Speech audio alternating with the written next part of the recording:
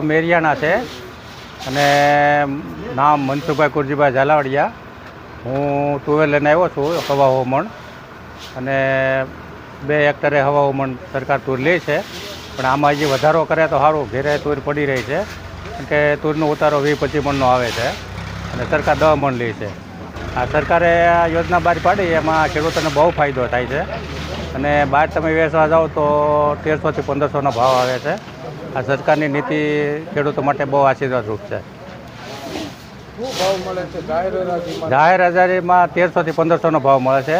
મને 200-250નો ફરક પડે છે અને 6-7 દિવસમાં પૈસા આવી જાય છે. અને અહીંના કાર્યકર્તાઓ બધા કોઈને ખેડૂતને હેરાન કરતા નથી અને ટાઈમે બધું તોડી લે છે અને બધા કામ કરે છે રેડી બધા. આખા અમરેલી જિલ્લામાં સાવરકુંડલા સહિત બીજા અન્ય જે સેન્ટર ફાળવેલા છે, જેમાં બગસરા, કુકાવાવ, અમરેલી તથા ધારીનો સમાવેશ થાય છે. અને અત્યારે સાવરકુંડલામાં 100 જેટલા ખેડૂતોનું મેપિંગ થઈ ચૂક્યું છે અને અન્યનું હજી પ્રોસેસમાં છે. જેમાંથી આપણે અહીંયા 35 ખેડૂતોને મેસેજ મોકલવામાં આવ્યા હતા, જેમાંથી આજે 3 થી 5 ખેડૂતો હાજર છે. અને ખૂબ સારી રીતે ખરીદીનો શુભારંભ કરવામાં આવી રહ્યો છે સાવરકુંડલા યાર્ડની અંદર.